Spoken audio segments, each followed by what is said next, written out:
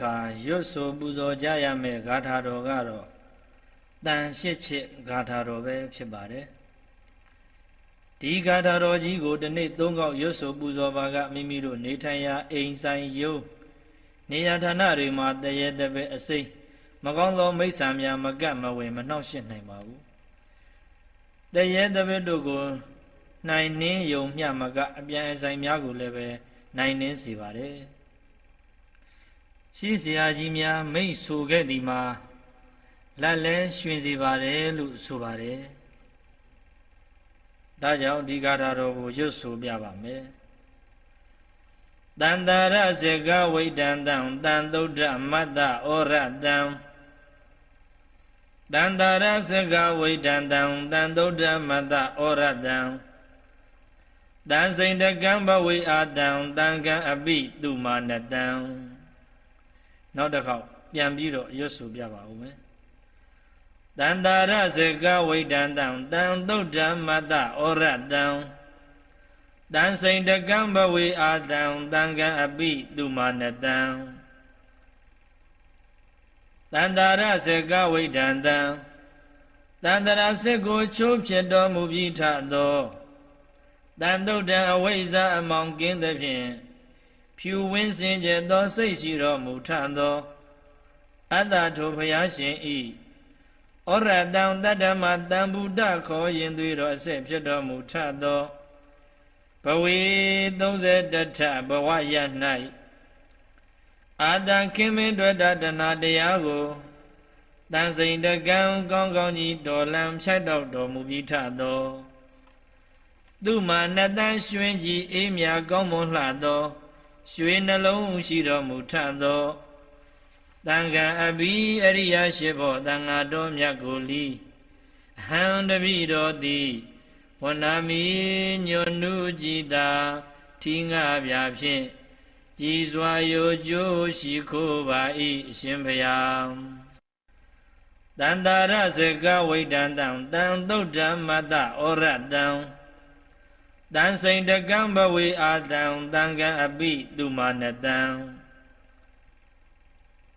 တန္တရစေကဝိတံတံတန္တရစေကိုချိုးဖြစ်တော်မူပြီးထသောတန်သုဒ္ဓံအဝိဇ္ဇာအမောင်ကင်းသဖြင့်ဖြူဝင်းစင်ကြယ်သောစိတ်ရှိတော်မူထသောအတ္တထိုဘုရားရှင်ဤဩရတံတတ္တမတံဗုဒ္ဓခေါ်ရင်သွေတော်အဆက်ဖြစ်တော်မူထသောဘဝေ31ထဘဝရ၌အာတံခင်မင်းတွေ့တတနာတရားကိုတန်စိန်တကံကောင်းကောင်းကြီးတော်လံဖြတ်တော်မူပြီးထသောသူမာနတန်ရွှင်ကြည်အေးမြကောင်းမွန်လှသောရွှေနှလုံးရှိတော်မူထသောတန်ခါအဘိအရိယရှိဘောတန်ဃာတော်မြတ်ကိုလီအဟံတပိတော်သည်ဝနာမီညွန်နုကြည်တာထီငါပြဖြင့်ကြည်စွာရိုကျိုးရှိခိုးပါ၏အရှင်ဘုရားတန္တရစေကဝိတံတံတန်သုဒ္ဓမတ္တဩရတံတန်စိန်တကံဘဝေအာတံတံကံအပိတုမာနတံတန္တရစေကဝိတံတံတန္တရစေကိုချိုးဖြစ်တော်မူပြီးထသောတန်သုဒ္ဓံအဝိဇ္ဇာအမောင်ကင်းသဖြင့်ဖြူဝင်းစင်ကြယ်သောစိတ်ရှိတော်မူထသောအတ္တထိုဘုရားရှင်ဤဩရတံတတ္တမတံဗုဒ္ဓခေါ်ရင်သွေတော်အဆက်ဖြစ်တော်မူထသောဘဝေ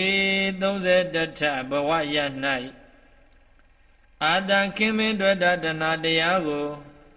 တန်စိန်တကံကောင်းကောင်းကြီးတော်လံဖြတ်တော်မူပြီးထသောသူမာနတန်ရွှင်ကြည်အေးမြကောင်းမွန်လှသောရွှေနှလုံးရှိတော်မူထသောတန်ခါအဘိအရိယရှိဘောတန်ဃာတော်မြတ်ကိုလီအဟံတပိတော်သည်ဝနာမီညွန်နုကြည်တာထီငါပြဖြင့်ကြည်စွာရိုကျိုးရှိခိုးပါ၏အရှင်ဘုရားတန္တရစေကဝိတံတံတန်သုဒ္ဓမတ္တဩရတံတန်စိန်တကံဘဝေအာတံတံကံအပိတုမာနတံ တန္တာရစေကဝိဒံတံ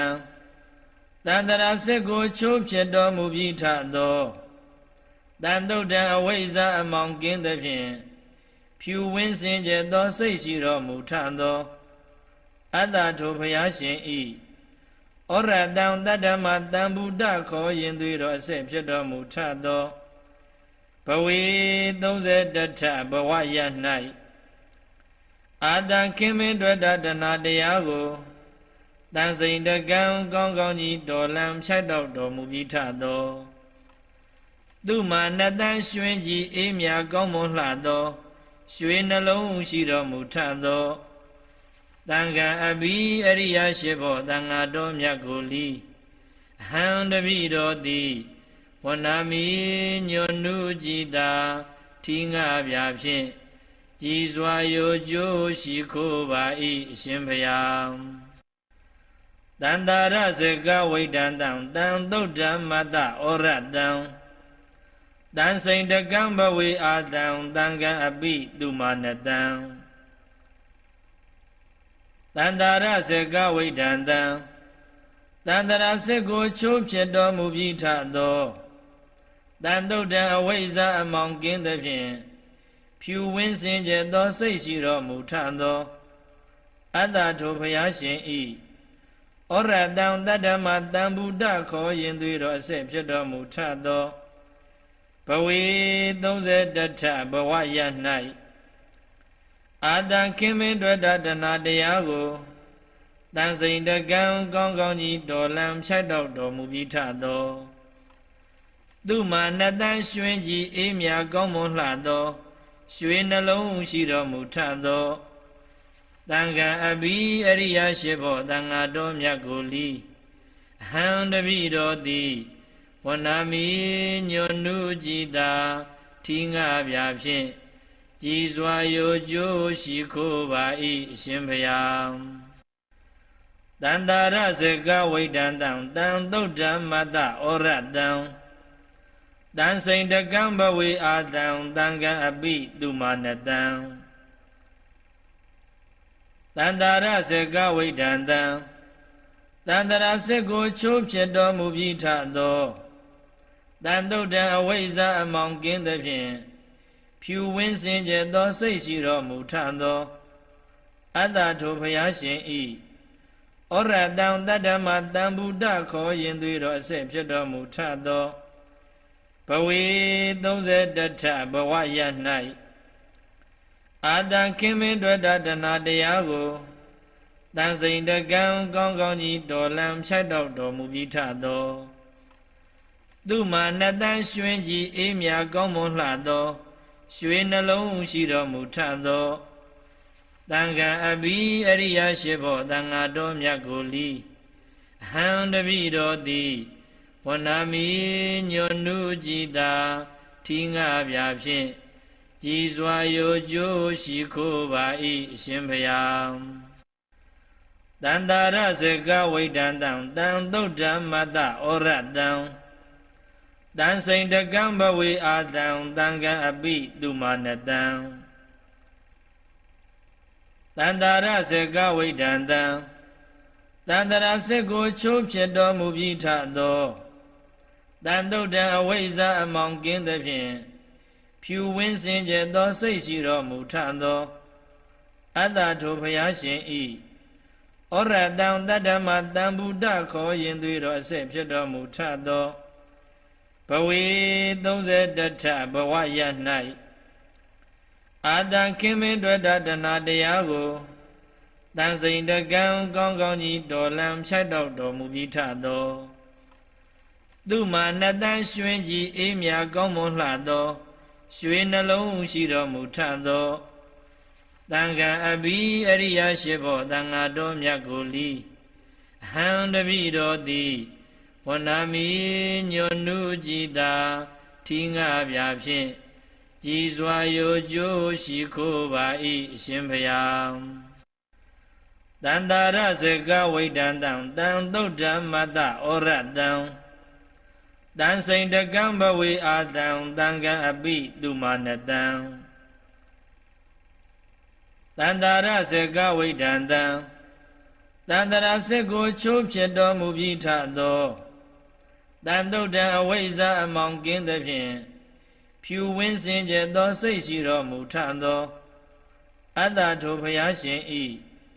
ဩရတံတတ္တမတံဗုဒ္ဓခေါ်ရင်သွေးတော်အစစ်ဖြစ်တော်မူထသောဘဝေ31ထဘဝရ၌အာတံခင်မင်းတွေ့တာတဏတရားကိုတန်စိန်တကံကောင်းကောင်းကြီးတော်လံဖြတ်တော့တော်မူပြီးထသောသူမာနတန်ရွှင်ကြီးအေးမြကောင်းမွန်လှသောရွှေနှလုံးရှိတော်မူထသောတန်ခါအဘိအရိယရှိဖို့တန်ဃာတော်မြတ်ကိုလီအဟံတပိတော်သည်ဝဏာမိညွန်နုကြည်သာထီငါပြဖြင့်ကြည်စွာရိုကြိုးရှိခိုးပါ၏အရှင်ဘုရားတန္တာရဇကဝိဒန္တံတံသုဒ္ဓမတ္တဩရတံတန်စိန်တကံဘဝေအာတံတံကံအပိသူမာနတံတန္တာရဇကဝိဒန္တံတန္တရာစစ်ကိုချိုးဖြစ်တော်မူပြီးထသောတန်တုတ်တံအဝိဇ္ဇာအမောင်ကင်းသဖြင့်ဖြူဝင်းစင်ကြယ်သောစိတ်ရှိတော်မူထသောအတ္တထိုဘုရားရှင်ဤဩရတံတတ္တမတံဗုဒ္ဓခေါ်ရင်သွေးတော်အစစ်ဖြစ်တော်မူထသောဘဝေ31ထဘဝရ၌အာတံခင်မင်းတွေ့တာတဏတရားကိုတန်စိန်တကံကောင်းကောင်းကြီးတော်လံဖြတ်တော့တော်မူပြီးထသောသူမာနတန်ရွှင်ကြီးအေးမြကောင်းမွန်လှသောရွှေနှလုံးရှိတော်မူထသောတန်ခါအဘိအရိယရှိဖို့တန်ဃာတော်မြတ်ကိုလီအဟံတပိတော်သည်ဝဏာမိညွန်နုကြည်သာထီငါပြဖြင့်ကြည်စွာရိုကြိုးရှိခိုးပါ၏အရှင်ဘုရားတန္တာရဇကဝိဒန္တံတံသုဒ္ဓမတ္တဩရတံတန်စိန်တကံဘဝေအာတံတံကံအပိသူမာနတံတန္တာရဇကဝိဒန္တံတန္တရာစစ်ကိုချိုးဖြစ်တော်မူပြီးထသောတန်တုတ်တံအဝိဇ္ဇာအမောင်ကင်းသဖြင့်ဖြူဝင်းစင်ကြယ်သောစိတ်ရှိတော်မူထသောအတ္တထိုဘုရားရှင်ဤဩရတံတတ္တမတံဗုဒ္ဓခေါ်ရင်သွေးတော်အစစ်ဖြစ်တော်မူထသောဘဝေ31ထဘဝရ၌အာတံခင်မင်းတွေ့တာတဏတရားကိုတန်စိန်တကံကောင်းကောင်းကြီးတော်လံဖြတ်တော့တော်မူပြီးထသောသူမာနတန်ရွှင်ကြီးအေးမြကောင်းမွန်လှသောရွှေနှလုံးရှိတော်မူထသောတန်ခါအဘိအရိယရှိဖို့တန်ဃာတော်မြတ်ကိုလီအဟံတပိတော်သည်ဝဏာမိညွန်နုကြည်သာထီငါပြဖြင့်ကြည်စွာရိုကြိုးရှိခိုးပါ၏အရှင်ဘုရားတန္တာရဇကဝိဒန္တံတံသုဒ္ဓမတ္တဩရတံတန်စိန်တကံဘဝေအာတံတံကံအပိသူမာနတံတန္တာရဇကဝိဒန္တံတန္တရာစစ်ကိုချိုးဖြစ်တော်မူပြီးထသောတန်တုတ်တံအဝိဇ္ဇာအမောင်ကင်းသဖြင့်ဖြူဝင်းစင်ကြယ်သောစိတ်ရှိတော်မူထသောအတ္တထိုဘုရားရှင်ဤဩရတံတတ္တမတံဗုဒ္ဓခေါ်ရင်သွေးတော်အစစ်ဖြစ်တော်မူထသောဘဝေ31ထဘဝရ၌အာတံခင်မင်းတွေ့တာတဏတရားကိုတန်စိန်တကံကောင်းကောင်းကြီးတော်လံဖြတ်တော့တော်မူပြီးထသောသူမာနတန်ရွှင်ကြီးအေးမြကောင်းမွန်လှသောရွှေနှလုံးရှိတော်မူထသောတန်ခါအဘိအရိယရှိဖို့တန်ဃာတော်မြတ်ကိုလီအဟံတပိတော်သည်ဝဏာမိညွန်နုကြည်သာထီငါပြဖြင့်ကြည်စွာရိုကြိုးရှိခိုးပါ၏အရှင်ဘုရားတန္တာရဇကဝိဒန္တံတံသုဒ္ဓမတ္တဩရတံတန်စိန်တကံဘဝေအာတံတံကံအပိသူမာနတံတန္တာရဇကဝိဒန္တံ တန္တရာစစ်ကိုချိုးဖြစ်တော်မူပြီးထသောတန်တုတ်တံအဝိဇ္ဇာအမောင်ကင်းသဖြင့်ဖြူဝင်းစင်ကြယ်သောစိတ်ရှိတော်မူထသောအတ္တထိုဘုရားရှင်ဤဩရတံတတ္တမတံဗုဒ္ဓခေါ်ရင်သွေးတော်အစစ်ဖြစ်တော်မူထသောဘဝေ31ထဘဝရ၌အာတံခင်မင်းတွေ့တာတဏတရားကိုတန်စိန်တကံကောင်းကောင်းကြီးတော်လံဖြတ်တော့တော်မူပြီးထသောသူမာနတန်ရွှင်ကြီးအေးမြကောင်းမွန်လှသောရွှေနှလုံးရှိတော်မူထသောတန်ခါအဘိအရိယရှိဘောတန်ဃာတော်မြတ်ကိုလီအဟံတပိတော်သည်ဝဏာမိညွန်နုကြည်တာထီငါပြဖြင့်ကြည်စွာယိုကျိုးရှိခိုးပါ၏အရှင်ဘုရားတန္တာရစေကဝိတံတံတံသုဒ္ဓမတ္တဩရတံတန်စိန်တကံဘဝေအာတံတံကံအပိသူမာနတံတန္တာရစေကဝိတံတံတန္တရာစစ်ကိုချိုးဖြစ်တော်မူပြီးထသောတန်တုတ်တံအဝိဇ္ဇာအမောင်ကင်းသဖြင့်ဖြူဝင်းစင်ကြယ်သောစိတ်ရှိတော်မူထသောအတ္တထိုဘုရားရှင်ဤဩရတံတတ္တမတံဗုဒ္ဓခေါ်ရင်သွေးတော်အစစ်ဖြစ်တော်မူထသောဘဝေ31ထဘဝရ၌အာတံခင်မင်းတွေ့တာတဏတရားကိုတန်စိန်တကံကောင်းကောင်းကြီးတော်လံဖြတ်တော့တော်မူပြီးထသောသူမာနတန်ရွှင်ကြီးအေးမြကောင်းမွန်လှသောရွှေနှလုံးရှိတော်မူထသောတန်ခါအဘိအရိယရှိဘောတန်ဃာတော်မြတ်ကိုလီအဟံတပိတော်သည်ဝဏာမိညွန်နုကြည်တာထီငါပြဖြင့်ကြည်စွာယိုကျိုးရှိခိုးပါ၏အရှင်ဘုရားတန္တာရစေကဝိတံတံတံသုဒ္ဓမတ္တဩရတံတန်စိန်တကံဘဝေအာတံတံကံအပိသူမာနတံတန္တာရစေကဝိတံတံတန္တရာစစ်ကိုချိုးဖြစ်တော်မူပြီးထသောတန်တုတ်တံအဝိဇ္ဇာအမောင်ကင်းသဖြင့်ဖြူဝင်းစင်ကြယ်သောစိတ်ရှိတော်မူထသောအတ္တထိုဘုရားရှင်ဤဩရတံတတ္တမတံဗုဒ္ဓခေါ်ရင်သွေးတော်အစစ်ဖြစ်တော်မူထသောဘဝေ31ထဘဝရ၌အာတံခင်မင်းတွေ့တာတဏတရားကိုတန်စိန်တကံကောင်းကောင်းကြီးတော်လံဖြတ်တော့တော်မူပြီးထသောသူမာနတန်ရွှင်ကြီးအေးမြကောင်းမွန်လှသောရွှေနှလုံးရှိတော်မူထသောတန်ခါအဘိအရိယရှိဘောတန်ဃာတော်မြတ်ကိုလီအဟံတပိတော်သည်ဝဏာမိညွန်နုကြည်တာထီငါပြဖြင့်ကြည်စွာယိုကျိုးရှိခိုးပါ၏အရှင်ဘုရားတန္တာရစေကဝိတံတံတံသုဒ္ဓမတ္တဩရတံတန်စိန်တကံဘဝေအာတံတံကံအပိသူမာနတံတန္တာရစေကဝိတံတံတန္တရာစစ်ကိုချိုးဖြစ်တော်မူပြီးထသော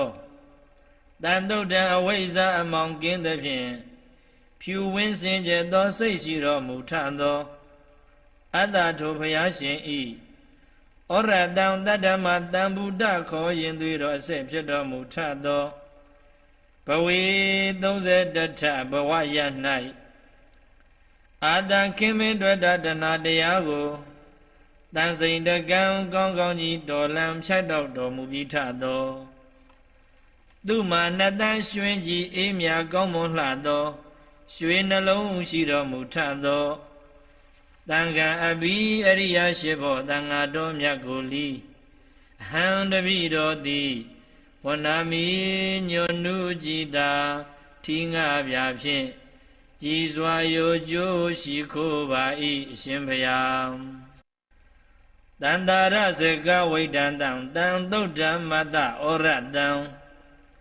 တန်စိန်တကံဘဝေအာတံတံကံအပိသူမာနတံတန္တာရစေကဝိတံတံ တန္တရာစစ်ကိုချိုးဖြစ်တော်မူပြီးထသောတန်တုတ်တံအဝိဇ္ဇာအမောင်ကင်းသဖြင့်ဖြူဝင်းစင်ကြယ်သောစိတ်ရှိတော်မူထသောအတ္တထိုဘုရားရှင်ဤဩရတံတတ္တမတံဗုဒ္ဓခေါ်ရင်သွေတော်အစစ်ဖြစ်တော်မူထသောဘဝေ31ထဘဝရ၌အာတံခင်မင်းတွေ့တာတဏတရားကိုတန်စိန်တကံကောင်းကောင်းကြီးတော်လံဖြတ်တော့တော်မူပြီးထသောသူမာနတန်ရွှင်ကြီးအေးမြကောင်းမွန်လှသောရွှေနှလုံးရှိတော်မူထသောတန်ခါအဘိအရိယရှိဖို့တန်ဃာတော်မြတ်ကိုလီအဟံတပိတော်သည်ဝနာမီညွန်နုကြည်တာထီငါပြဖြင့်ကြည်စွာရိုကျိုးရှိခိုးပါ၏အရှင်ဘုရားတန္တာရစကဝိတံတံတံသုတ်တံမတ္တဩရတံတန်စိန်တကံဘဝေအာတံတံကံအပိသူမာနတံတန္တာရစကဝိတံတံတန္တရာစစ်ကိုချိုးဖြစ်တော်မူပြီးထသောတန်တုတ်တံအဝိဇ္ဇာအမောင်ကင်းသဖြင့်ဖြူဝင်းစင်ကြယ်သောစိတ်ရှိတော်မူထသောအတ္တထိုဘုရားရှင်ဤဩရတံတတ္တမတံဗုဒ္ဓခေါ်ရင်သွေတော်အစစ်ဖြစ်တော်မူထသောဘဝေ31ထဘဝရ၌အာတံခင်မင်းတွေ့တာတဏတရားကိုတန်စိန်တကံကောင်းကောင်းကြီးတော်လံဖြတ်တော့တော်မူပြီးထသောသူမာနတန်ရွှင်ကြီးအေးမြကောင်းမွန်လှသောရွှေနှလုံးရှိတော်မူထသောတန်ခါအဘိအရိယရှိဖို့တန်ဃာတော်မြတ်ကိုလီအဟံတပိတော်သည်ဝနာမီညွန်နုကြည်တာထီငါပြဖြင့်ကြည်စွာရိုကျိုးရှိခိုးပါ၏အရှင်ဘုရားတန္တာရစကဝိတံတံတံသုတ်တံမတ္တဩရတံတန်စိန်တကံဘဝေအာတံတံကံအပိသူမာနတံတန္တာရစကဝိတံတံတန္တရာစစ်ကိုချိုးဖြစ်တော်မူပြီးထသောတန်တုတ်တံအဝိဇ္ဇာအမောင်ကင်းသဖြင့်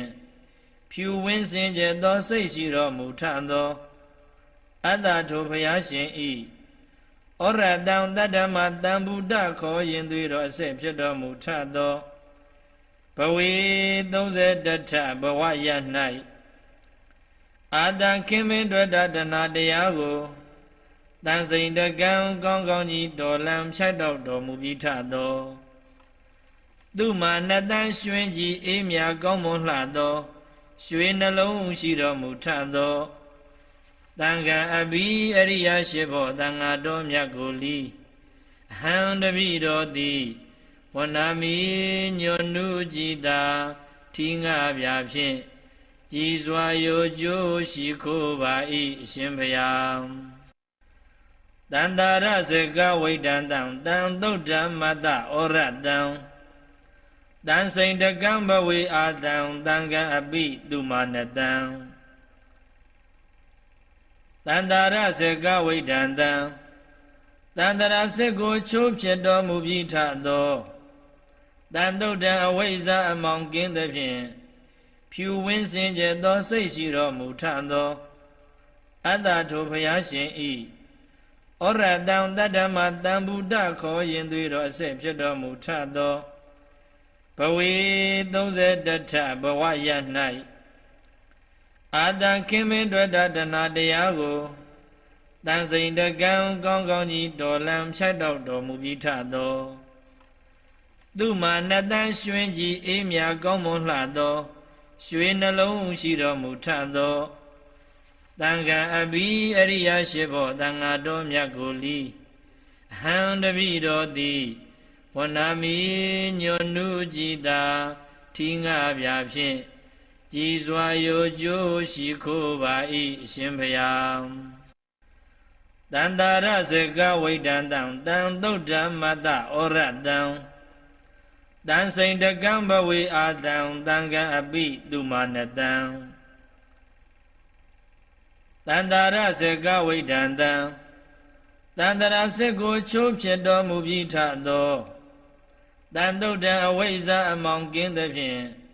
ဖြူဝင်းစင်ကြယ်သောစိတ်ရှိတော်မူထသောအတ္တထိုဘုရားရှင်ဤဩရတံတတ္တမတံဗုဒ္ဓခေါ်ရင်သွေးတော်အစစ်ဖြစ်တော်မူထသောဘဝေ31ထဘဝရ၌အာတံခင်မင်းတွေ့တာတဏတရားကိုတန်စိန်တကံကောင်းကောင်းကြီးတော်လံဖြတ်တော်တော်မူပြီးထသောသူမာနတန်ရွှင်ကြီးအေးမြကောင်းမွန်လှသောရွှေနှလုံးရှိတော်မူထသောတန်ခါအဘိအရိယရှိဘောတန်ဃာတော်မြတ်ကိုလီအဟံတပိတော်သည်ဝနာမီညွန်နုကြည်သာထီငါပြဖြင့်ကြည်စွာရိုကျိုးရှိခိုးပါ၏အရှင်ဘုရားတန္တာရစကဝိတံတံတံသုတ်ဓမ္မတဩရတံ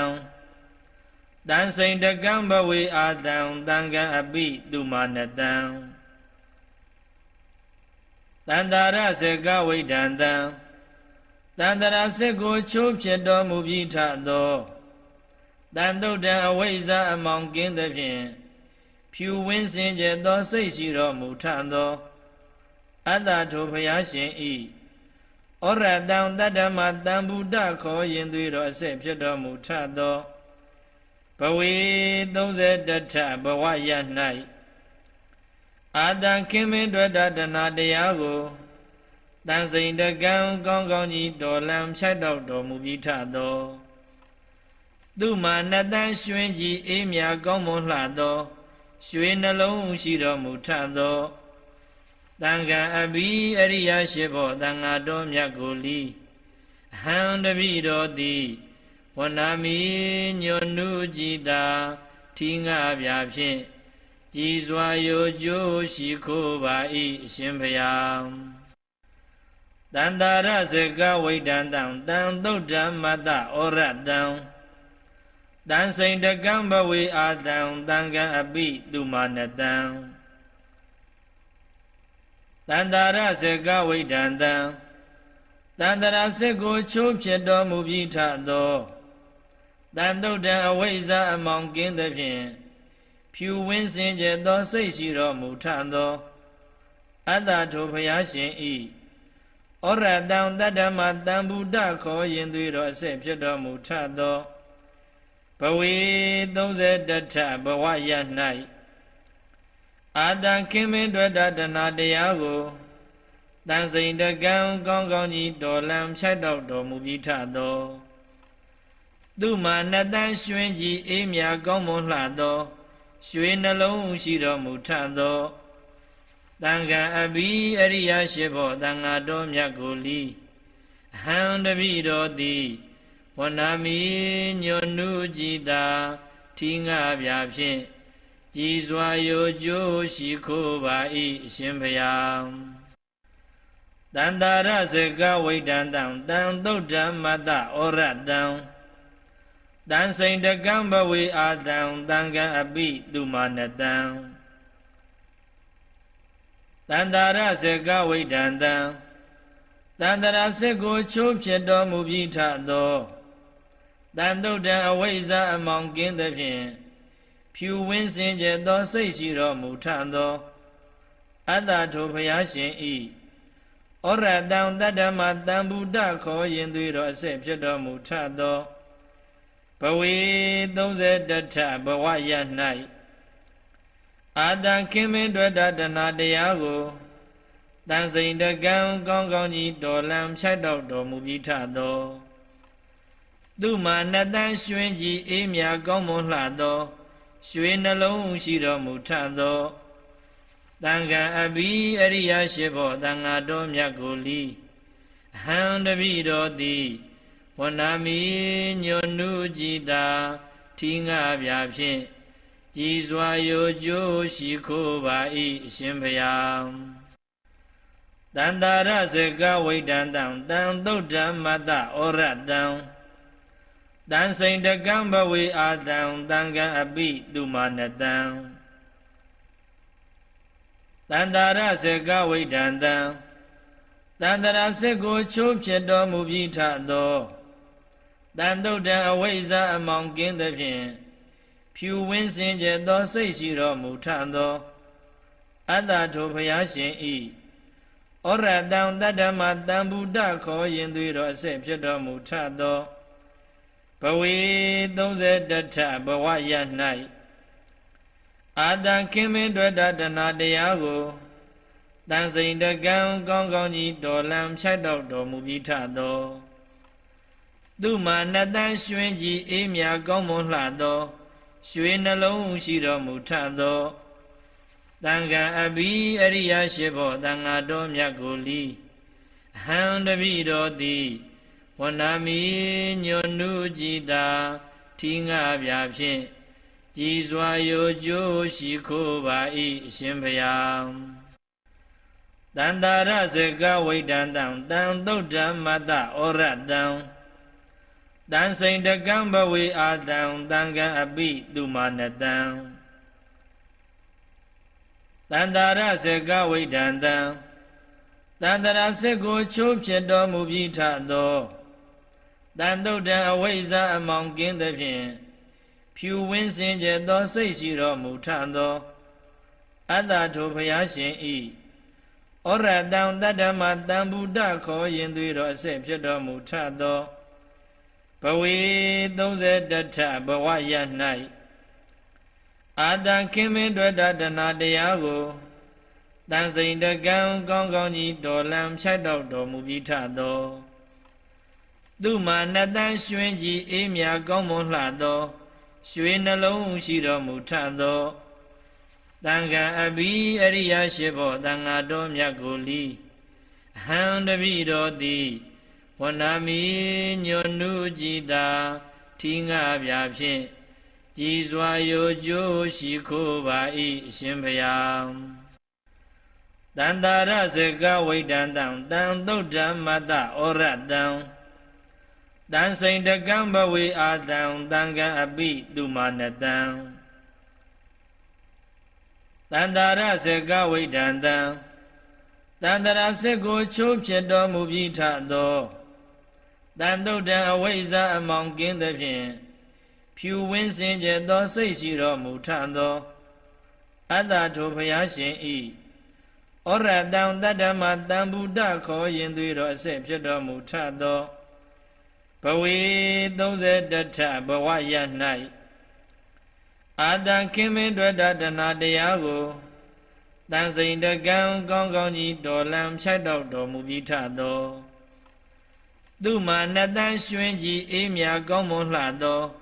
ရွှေနှလုံးရှိတော်မူထသောတန်ခါအဘိအရိယရှိဘောတန်ဃာတော်မြတ်ကိုလီအဟံတပိတော်သည်ဝန္နာမိညွန်နုကြည်သာထီငါပြဖြင့်ကြည်စွာယိုကျိုးရှိခိုးပါ၏အရှင်ဘုရားတန္တာရဇကဝိတံတံတံသုဒ္ဓမတ္တဩရတံတန်စိန်တကံဘဝေအာတံတံကံအပိသူမာနတံတန္တာရဇကဝိတံတံတန္တရာစစ်ကိုချိုးဖြစ်တော်မူပြီးထသောတန်တုတ်တံအဝိဇ္ဇာအမောင်ကင်းသဖြင့်ဖြူဝင်းစင်ကြယ်သောစိတ်ရှိတော်မူထသောအတ္တထိုဘုရားရှင်ဤဩရတံတတ္တမတံဗုဒ္ဓခေါ်ရင်သွေးတော်အစစ်ဖြစ်တော်မူထသော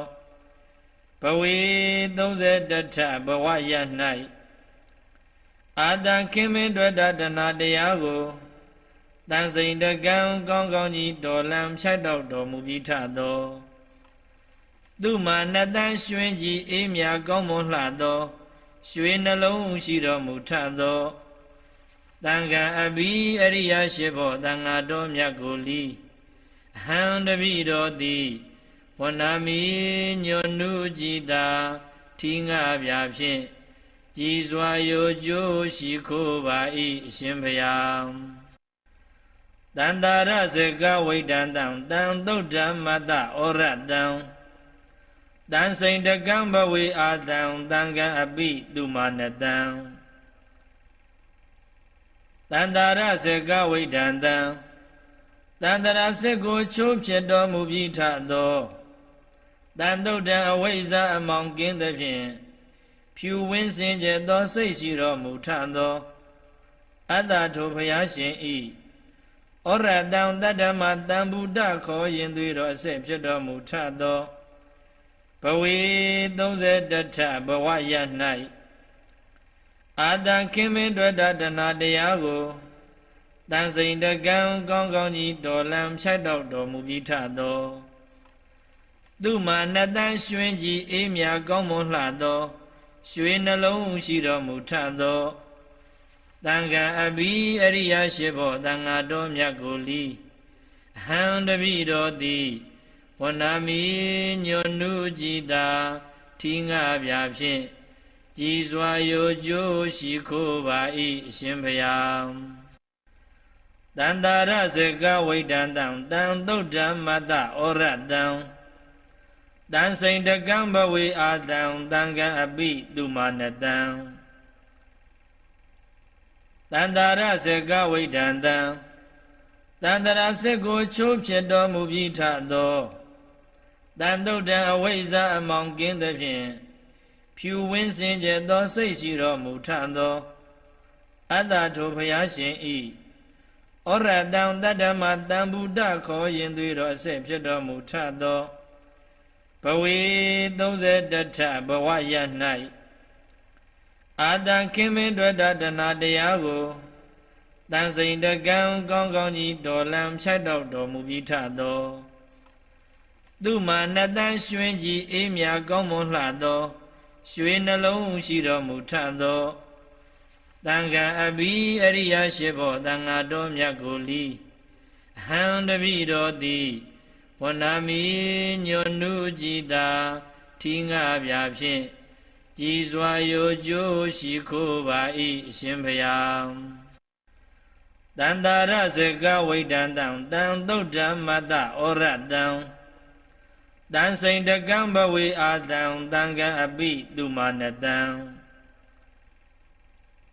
တန္တာရစေကဝိဒန္တံတန္တရာစေကိုချိုးဖြစ်တော်မူပြီးထသောတန်တုတ်တံအဝိဇ္ဇာအမောင်ကင်းသဖြင့်ဖြူဝင်းစင်ကြယ်သောစိတ်ရှိတော်မူထသောအတ္တထိုဘုရားရှင်ဤဩရတံတတ္တမတံဗုဒ္ဓခေါ်ရင်သွေးတော်အစစ်ဖြစ်တော်မူထသောဘဝေ31ထဘဝရ၌အာတံခင်မင်းတွေ့တာတဏတရားကိုတန်စိန်တကံကောင်းကောင်းကြီးတော်လံဖြတ်တော့တော်မူပြီးထသောသူမှာနှစ်တန်းရွှင်ကြီးအေးမြကောင်းမွန်လှသောရွှေနှလုံးရှိတော်မူထသောတန်ခါအဘိအရိယရှိဘောတန်ဃာတော်မြတ်ကိုလီဟံတပိတော်သည်ဝနာမီညွန်နုကြည်တာထီငါပြဖြင့်ကြည်စွာရိုကျိုးရှိခိုးပါ၏အရှင်ဘုရားတန္တာရစေကဝိဒန္တံတံသုဒ္ဓမ္မတဩရတံတန်စိန်တကံဘဝေအာတံတံကံအပိသူမာနတံတန္တာရစေကဝိဒန္တံတန္တရာစေကိုချိုးဖြစ်တော်မူပြီးထသောတန်တုတ်တံအဝိဇ္ဇာအမောင်ကင်းသဖြင့်ဖြူဝင်းစင်ကြယ်သောစိတ်ရှိတော်မူထသောအတ္တထိုဘုရားရှင်ဤဩရတံတတ္တမတံဗုဒ္ဓခေါ်ရင်သွေးတော်အစစ်ဖြစ်တော်မူထသောဘဝေ31ထဘဝရ၌အာတံခင်မင်းတွေ့တာတဏတရားကိုတန်စိန်တကံကောင်းကောင်းကြီးတော်လံဖြတ်တော့တော်မူပြီးထသောသူမှာနှစ်တန်းရွှင်ကြီးအေးမြကောင်းမွန်လှသောရွှေနှလုံးရှိတော်မူထသောတန်ခါအဘိအရိယရှိဘောတန်ဃာတော်မြတ်ကိုလီဟံတပိတော်သည်ဝနာမီညွန်နုကြည်တာထီငါပြဖြင့်ကြည်စွာရိုကျိုးရှိခိုးပါ၏အရှင်ဘုရားတန္တာရစေကဝိဒန္တံတံသုဒ္ဓမ္မတဩရတံတန်စိန်တကံဘဝေအာတံတံကံအပိသူမာနတံတန္တာရစေကဝိဒန္တံတန္တရာစေကိုချိုးဖြစ်တော်မူပြီးထသောတန်တုတ်တံအဝိဇ္ဇာအမောင်ကင်းသဖြင့် ဖြူဝင်းစင်ကြယ်သောစိတ်ရှိတော်မူထသောအတ္တထိုဘုရားရှင်ဤဩရတံတတ္တမတံဗုဒ္ဓခေါ်ရင်သွေးတော်အစစ်ဖြစ်တော်မူထသောဘဝေ31ထဘဝရ၌အာတံခင်မင်းတွေ့တာတဏတရားကိုတန်စိန်တကံကောင်းကောင်းကြီးတော်လံဖြတ်တော်တော်မူပြီးထသောသူမာနတန်ရွှင်ကြီးအေးမြကောင်းမွန်လှသောရွှေနှလုံးရှိတော်မူထသောတန်ခါအဘိအရိယရှိဘောတန်ဃာတော်မြတ်ကိုလီအဟံတပိတော်သည်ဝနာမီညွန်နုကြည်သာထီငါပြဖြင့်ကြည်စွာရိုကျိုးရှိခိုးပါ၏အရှင်ဘုရားတန္တာရစကဝိတံတံတံသုတ်ဓမ္မတဩရတံတန်စိန်တကံဘဝေအာတံတံကံအပိသူမာနတံတန္တာရစကဝိတံတံတန္တရာစစ်ကိုချိုးဖြစ်တော်မူပြီးထသောတန်တုတ်တံအဝိဇ္ဇာအမောင်ကင်းသဖြင့်ဖြူဝင်းစင်ကြယ်သောစိတ်ရှိတော်မူထသောအတ္တထိုဘုရားရှင်ဤဩရတံတတ္တမတံဗုဒ္ဓခေါ်ရင်သွေးတော်အစစ်ဖြစ်တော်မူထသောဘဝေ31ထဘဝရ၌အာတံခင်မင်းတွေ့တာတဏတရားကိုတန်စိန်တကံကောင်းကောင်းကြီးတော်လံဖြတ်တော်တော်မူပြီးထသောသူမာနတန်ရွှင်ကြီးအေးမြကောင်းမွန်လှသောရွှေနှလုံးရှိတော်မူထသောတန်ခါအဘိအရိယရှိဘောတန်ဃာတော်မြတ်ကိုလီအဟံတပိတော်သည်ဝနာမီညွန်နုကြည်သာထီငါပြဖြင့်ကြည်စွာရိုကျိုးရှိခိုးပါ၏အရှင်ဘုရားတန္တာရစကဝိတံတံတံသုတ်ဓမ္မတဩရတံတန်စိန်တကံဘဝေအာတံတံကံအပိသူမာနတံတန္တာရစကဝိတံတံတန္တရာစစ်ကိုချိုးဖြစ်တော်မူပြီးထသောတန်တုတ်တံအဝိဇ္ဇာအမောင်ကင်းသဖြင့်ဖြူဝင်းစင်ကြယ်သောစိတ်ရှိတော်မူထသောအတ္တထိုဘုရားရှင်ဤဩရတံတတ္တမတံဗုဒ္ဓခေါ်ရင်သွေးတော်အစစ်ဖြစ်တော်မူထသောဘဝေ31ထဘဝရ၌အာတံခင်မင်းတွေ့တာတဏတရားကိုတန်စိန်တကံကောင်းကောင်းကြီးတော်လံဖြတ်တော်တော်မူပြီးထသောသူမာနတန်ရွှင်ကြီးအေးမြကောင်းမွန်လှသောရွှေနှလုံးရှိတော်မူထသောတန်ခါအဘိအရိယရှိဘောတန်ဃာတော်မြတ်ကိုလီအဟံတပိတော်သည်ဝနာမီညွန်နုကြည်သာထီငါပြဖြင့်ကြည်စွာရိုကျိုးရှိခိုးပါ၏အရှင်ဘုရားတန္တာရစကဝိတံတံတံသုတ်ဓမ္မတဩရတံတန်စိန်တကံဘဝေအာတံတံကံအပိသူမာနတံတန္တာရစကဝိတံတံတန္တရာစစ်ကိုချိုးဖြစ်တော်မူပြီးထသောတန်တုတ်တံအဝိဇ္ဇာအမောင်ကင်းသဖြင့်ဖြူဝင်းစင်ကြယ်သောစိတ်ရှိတော်မူထသောအတ္တထိုဘုရားရှင်ဤဩရတံတတ္တမတံဗုဒ္ဓခေါ်ရင်သွေးတော်အစစ်ဖြစ်တော်မူထသောဘဝေ31ထဘဝရ၌အာတံခင်မင်းတွေ့တာတဏတရားကိုတန်စိန်တကံကောင်းကောင်းကြီးတော်လံဖြတ်တော်တော်မူပြီးထသောသူမာနတန်ရွှင်ကြီးအေးမြကောင်းမွန်လှသောရွှေနှလုံးရှိတော်မူထသောတန်ခါအဘိအရိယရှိဘောတန်ဃာတော်မြတ်ကိုလီအဟံတပိတော်သည်ဝနာမီညွန်နုကြည်သာထီငါပြဖြင့်ကြည်စွာရိုကျိုးရှိခိုးပါ၏အရှင်ဘုရားတန္တာရစကဝိတံတံတံသုတ်ဓမ္မတဩရတံတန်စိန်တကံဘဝေအာတံတံကံအပိသူမာနတံတန္တာရစကဝိတံတံတန္တရာစစ်ကိုချိုးဖြစ်တော်မူပြီးထသောတန်တုတ်တံအဝိဇ္ဇာအမောင်ကင်းသဖြင့်ဖြူဝင်းစင်ကြယ်သောစိတ်ရှိတော်မူထသော အတ္တထိုဘုရားရှင်ဤဩရတံတတ္တမတံဗုဒ္ဓခေါ်ရင်သွေးတော်အဆက်ဖြစ်တော်မူထသောဘဝေ31ထဘဝရ၌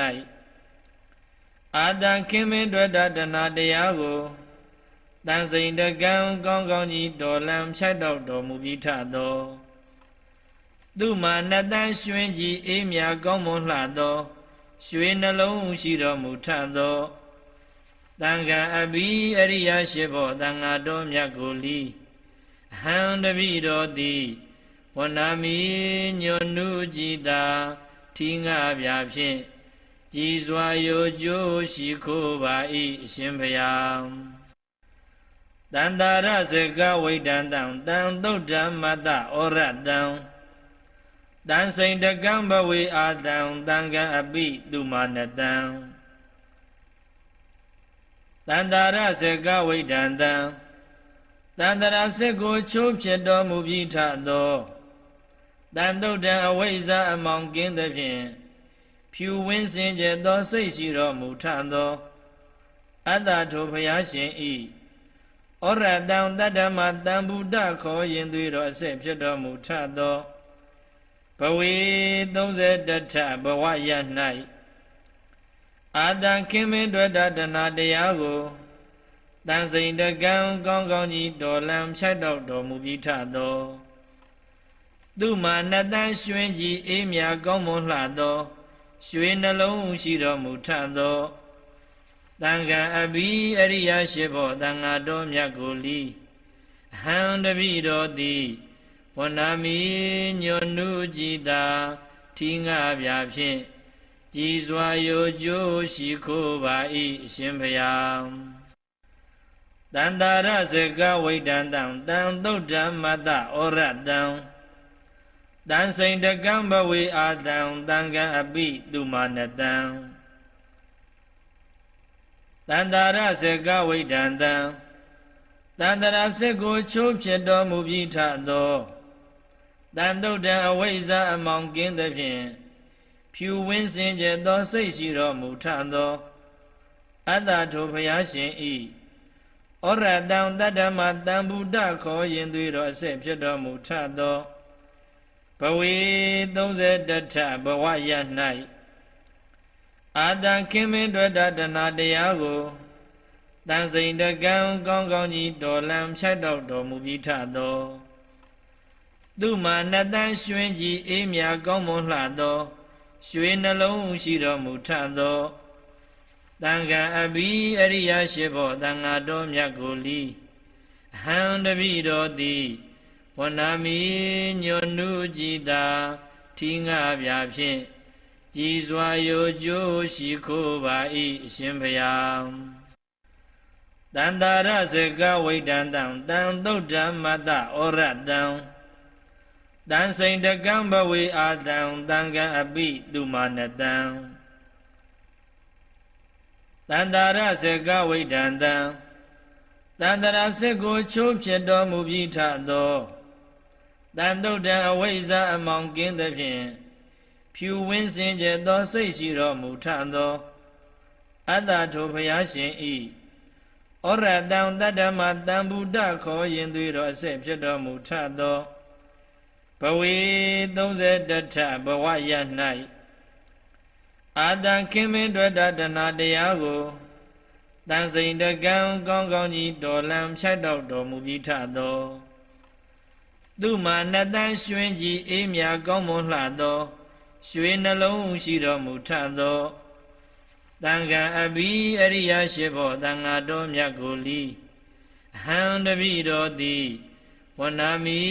ညွန်နုကြည်သာထီငါပြဖြင့်ကြည်စွာရိုကျိုးရှိခိုးပါ၏အရှင်ဘုရားတန္တာရစကဝိဒန္တံတံသုဒ္ဓမတ္တဩရတံတန်စိန်တကံဘဝေအာတံတံကံအပိသူမာနတံတန္တာရစကဝိဒန္တံတန္တရာစစ်ကိုချိုးဖြစ်တော်မူပြီးထသောတန်တုဒ္ဒံအဝိဇ္ဇာအမောင်ကင်းသဖြင့်ဖြူဝင်းစင်ကြသောစိတ်ရှိတော်မူထသောအတ္တထိုဘုရားရှင်ဤဩ ဩရတံတတ္တမတံဗုဒ္ဓခေါ်ရင်သွေးတော်အဆက်ဖြစ်တော်မူထသောဘဝေ31ထဘဝရ၌အာတံခင်မင်းတွေ့တာတဏတရားကို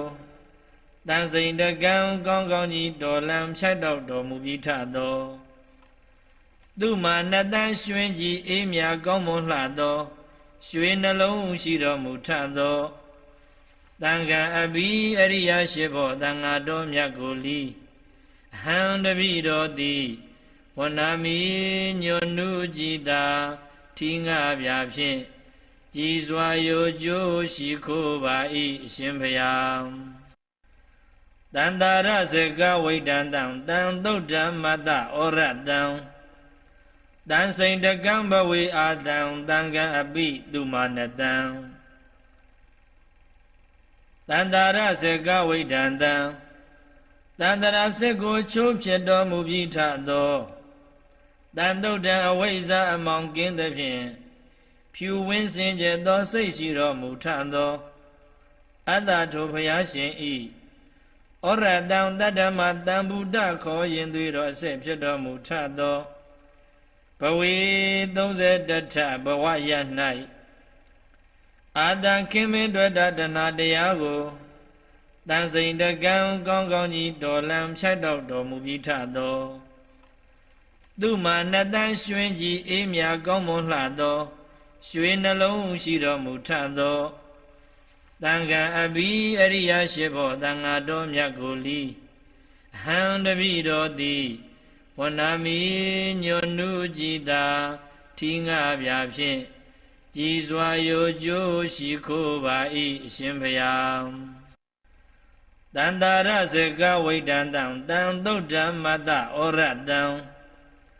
တန်စိန်တကံဘဝေအာတံတံကံအပိသူမာနတံတန္တာရစေကဝိတံတံတန္တရာစစ်ကိုချိုးဖြစ်တော်မူပြီးထသော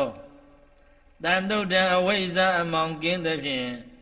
ဖြူဝင်းစင်ကြယ်သောစိတ်ရှိတော်မူထသောအတ္တထိုဘုရားရှင်ဤဩရတံတတ္တမတံဗုဒ္ဓခေါ်ရင်သွေးတော်အဆက်ဖြစ်တော်မူထသောဘဝေ31ထဘဝရ၌အာတံခင်မင်းတွေ့တာတဏတရားကိုတန်စိန်တကံကောင်းကောင်းကြီးတော်လံဖြတ်တော့တော်မူပြီးထသောသူမှာနတန်းရွှင်ကြီးအေးမြကောင်းမွန်လှသောရွှေနှလုံးရှိတော်မူထသောတန်ခါအဘိအရိယရှိဘောတန်ဃာတော်မြတ်ကိုလီအဟံတပိတော်သည်ဝနာမီညွန်နုကြည်တာထီငါပြဖြင့်ကြည်စွာရိုကျိုးရှိခိုးပါ၏အရှင်ဘုရားတန္တာရစေကဝိတံတံတံသုတ်တံမတ္တဩရတံတန်စိန်တကံဘဝေအာတံတံကံအပိသူမာနတံတန္တာရစေကဝိတံတံတန္တရာစစ်ကိုချိုးဖြစ်တော်မူပြီးထသောတန်တုတ်တံအဝိဇ္ဇာအမောင်ကင်းသဖြင့်ဖြူဝင်းစင်ကြယ်သောစိတ်ရှိတော်မူထသောအတ္တထိုဘုရားရှင်ဤဩရတံတတ္တမတံဗုဒ္ဓခေါ်ရင်သွေးတော်အဆက်ဖြစ်တော်မူထသောဘဝေ31ထဘဝရ၌အာတံခင်မင်းတွေ့တာတဏတရားကိုတန်စိန်တကံကောင်းကောင်းကြီးတော်လံဖြတ်တော့တော်မူပြီးထသောသူမှာနတန်းရွှင်ကြီးအေးမြကောင်းမွန်လှသောရွှေနှလုံးရှိတော်မူထသောတန်ခါအဘိအရိယရှိဘောတန်ဃာတော်မြတ်ကိုလီအဟံတပိတော်သည်ဝနာမီညွန်နုကြည်တာထီငါပြဖြင့်ကြည်စွာရိုကျိုးရှိခိုးပါ၏အရှင်ဘုရားတန္တာရစေကဝိတံတံတံသုတ်တံမတ္တဩရတံတန်စိန်တကံဘဝေအာတံတံကံအပိသူမာနတံတန္တာရစေကဝိတံတံတန္တရာစစ်ကိုချိုးဖြစ်တော်မူပြီးထသောတန်တုတ်တံအဝိဇ္ဇာအမောင်ကင်းသဖြင့်ဖြူဝင်းစင်ကြယ်သောစိတ်ရှိတော်မူထသောအတ္တထိုဘုရားရှင်ဤ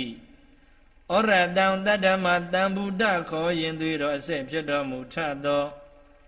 ဘဝေ31ထဘဝရ၌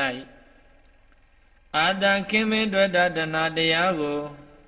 တန်စိန်တကံကောင်းကောင်းကြီးတော်လံဖြတ်တော်တော်မူပြီးထသောသူမာနတန်ရွှင်ကြီးအေးမြကောင်းမွန်လှသောရွှေနှလုံးရှိတော်မူထသောတန်ခံအဘိအရိယရှိဘောတန်ဃာတော်မြတ်ကိုလီအဟံတပိတော်သည်ဝဏမီညွန်နုကြည်တာထီငါပြဖြင့်ကြည်စွာရိုကျိုးရှိခိုးပါ၏အရှင်ဘုရားတန္တာရစကဝိဒန္တံတံသုတ်ဓမ္မတဩရတံတန်စိန်တကံဘဝေအာတံတံကံအပိသူမာနတံတန္တာရစကဝိဒန္တံတန္တရာစစ်ကိုချိုးဖြစ်တော်မူပြီးထသောတန်တုတ်တံအဝိဇ္ဇာအမောင်ကင်းသဖြင့်ဖြူဝင်းစင်ကြသောစိတ်ရှိတော်မူထသောအတ္တထိုဘုရားရှင်ဤဩရတံတတ္တမတံဗုဒ္ဓခေါ်ရင်သွေးတော်အစစ်ဖြစ်တော်မူထသောဘဝေ31ထဘဝရ၌အာတံခင်မင်းတွေ့တာတဏတရားကိုတန်စိန်တကံကောင်းကောင်းကြီးတော်လံဖြတ်တော်တော်မူပြီးထသောသူမာနတန်ရွှင်ကြီးအေးမြကောင်းမွန်လှသောရွှေနှလုံးရှိတော်မူထသောတန်ခံအဘိအရိယရှိဘောတန်ဃာတော်မြတ်ကိုလီအဟံတပိတော်သည်ဝဏမီညွန်နုကြည်တာထီငါပြဖြင့်ကြည်စွာရိုကျိုးရှိခိုးပါ၏အရှင်ဘုရားတန္တာရစကဝိဒန္တံတံသုတ်ဓမ္မတဩရတံတန်စိန်တကံဘဝေအာတံတံကံအပိသူမာနတံတန္တာရစကဝိဒန္တံတန္တရာစစ်ကိုချိုးဖြစ်တော်မူပြီးထသောတန်တုတ်တံအဝိဇ္ဇာအမောင်ကင်းသဖြင့်ဖြူဝင်းစင်ကြသောစိတ်ရှိတော်မူထသောအတ္တထိုဘုရားရှင်ဤဩရတံတတ္တမတံဗုဒ္ဓခေါ်ရင်သွေးတော်အစစ်ဖြစ်တော်မူထသောဘဝေ31ထဘဝရ၌အာတံခင်မင်းတွေ့တာတဏတရားကိုတန်စိန်တကံကောင်းကောင်းကြီးတော်လံဖြတ်တော်တော်မူပြီးထသောသူမာနတန်ရွှင်ကြီးအေးမြကောင်းမွန်လှသောရွှေနှလုံးရှိတော်မူထသောတန်ခံအဘိအရိယရှိဘောတန်ဃာတော်မြတ်ကိုလီအဟံတပိတော်သည်ဝဏမီညွန်နုကြည်တာထီငါပြဖြင့်ကြည်စွာရိုကျိုးရှိခိုးပါ၏အရှင်ဘုရားတန္တာရစကဝိဒန္တံတံသုတ်ဓမ္မတဩရတံတန်စိန်တကံဘဝေအာတံတံကံအပိသူမာနတံတန္တာရစကဝိဒန္တံတန္တရာစစ်ကိုချိုးဖြစ်တော်မူပြီးထသောတန်တုတ်တံအဝိဇ္ဇာအမောင်ကင်းသဖြင့်ဖြူဝင်းစင်ကြသောစိတ်ရှိတော်မူထသောအတ္တထိုဘုရားရှင်ဤဩရတံတတ္တမတံဗုဒ္ဓခေါ်ရင်သွေးတော်အစစ်ဖြစ်တော်မူထသောဘဝေ31ထဘဝရ၌အာတံခင်မင်းတွေ့တာတဏတရားကိုတန်စိန်တကံကောင်းကောင်းကြီးတော်လံဖြတ်တော်တော်မူပြီးထသောသူမာနတန်ရွှင်ကြီးအေးမြကောင်းမွန်လှသောရွှေနှလုံးရှိတော်မူထသောတန်ခံအဘိအရိယရှိဘောတန်ဃာတော်မြတ်ကိုလီအဟံတပိတော်သည်ဝဏမီညွန်နုကြည်တာထီငါပြဖြင့်ကြည်စွာရိုကျိုးရှိခိုးပါ၏အရှင်ဘုရားတန္တာရစကဝိဒန္တံတံသုတ်ဓမ္မတဩရတံတန်စိန်တကံဘဝေအာတံတံကံအပိသူမာနတံတန္တာရစကဝိဒန္တံတန္တရာစစ်ကိုချိုးဖြစ်တော်မူပြီးထသောတန်တုတ်တံအဝိဇ္ဇာအမောင်ကင်းသဖြင့်ဖြူဝင်းစင်ကြသောစိတ်ရှိတော်မူထသောအတ္တထိုဘုရားရှင်ဤဩ ဩရတံတတ္တမတံဗုဒ္ဓခေါ်ရင်သွေးတော်အစစ်ဖြစ်တော်မူထသောဘဝေ31ထဘဝရ၌အာတံခင်မင်းတွေ့တတနာတရားကိုတန်စိန်တကံကောင်းကောင်းကြီးတော်လံဖြတ်တော့တော်မူပြီးထသောသူမှာနတန်ရွှင်ကြီးအေးမြကောင်းမွန်လှသောရွှေနှလုံးရှိတော်မူထသောတန်ခါအဘိအရိယရှိဖို့တန်ဃာတော်မြတ်ကိုလီအဟံတပိတော်သည်ဝဏမီညွန်နုကြည်တာထီငါပြဖြင့်